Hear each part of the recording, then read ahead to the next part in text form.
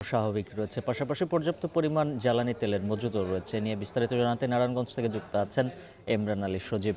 সজীব, জানাবেন ডিপোগুলো থেকে অতিরিক্ত জ্বালানি সরবরাহ হচ্ছে কিনা, সার্বিক পরিস্থিতি কেমন এখন? যে উজ্জ্বল যেমনটি জানতে চেয়েছেন, আসলে অতিরিক্ত জ্বালানি যে বিষয়টি আপনি জানতে চাইলেন, এইটির ব্যাপারে আমরা কথা বলেছি নারায়ণগঞ্জে যে 4টি ডিপো আছে, ডিপোর সাথে, এবং পাশাপাশি কথা বলেছি নারায়ণগঞ্জের জেলা প্রশাসনের সাথেও। তারা আমাদেরকে আসলে এই বিষয়টি এখনো পর্যন্ত নিশ্চিত করতে পারেনি।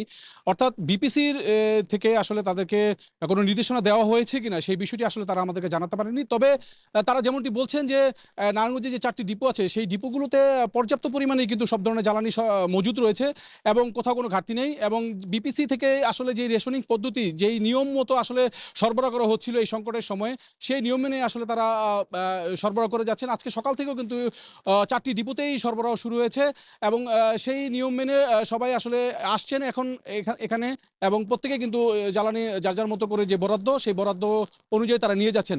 তো আমি আপনাকে একটু জ্বালানির যে বরাদ্দ যে মজুদের যে বিষয়টি, সেটি যদি একটু জানাতে চাই। গতকাল অর্থাৎ 18 এপ্রিল পর্যন্ত, 18 এপ্রিল বিকেল পর্যন্ত নারায়ণগঞ্জের 4টি ডিপো, ফতুল্লার 2টি ডিপো রয়েছে, সেখানে মেঘনা ডিপোতে অকটেনের সমাপনী মজুদের যে তালিকা আমাদের কাছে এসেছে, সেখানে বলা হচ্ছে যে 487 মেট্রিক টন অকটেন মজুদ রয়েছে। পেট্রোলের মজুদ রয়েছে 211 মেট্রিক টন। এছাড়া ডিজেলের মজুদ রয়েছে 814 মেট্রিক টন। এছাড়া ফতুল্লার যমুনা ডিপোতে, সেখানে অকটেনের সমাপনী মজুদের এখানে উল্লেখ আছে 424 মেট্রিক টন। পেট্রোল সমাপনী মজুদ 560 টন এবং ডিজেলের সমাপনী মজুদ 11,982 মেট্রিক টন। এছাড়া গোদনাইলে যে 2টি ডিপো রয়েছে, পদ্মা এবং মেঘনা।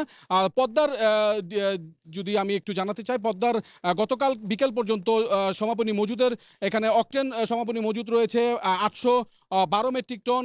এছাড়া পেট্রোলের সমাপনী মজুদ রয়েছে 300 মেট্রিক টন। আসলে সব মিলিয়ে বলা হচ্ছে যে ডিপোগুলোতে পর্যাপ্ত পরিমাণে জ্বালানি সরবরাহ রয়েছে এবং কোনো ধরনের আসলে আতঙ্কিত না হওয়ার কথা বলছে। স্বাভাবিকভাবে ক্রেতাদেরকে কেনার কথা বলছে। তো এই ছিল সবশেষ আমার কাছে ডিপোগুলো থেকে। উজ্জ্বল। এমরান আলী সজীব জানাচ্ছিলেন ডিপো থেকে জ্বালানি তেল সরবরাহের খবর। এদিকে বিশ্ববাজারের সঙ্গে সমন্বয় করতেই বাধ্য হয়ে তেল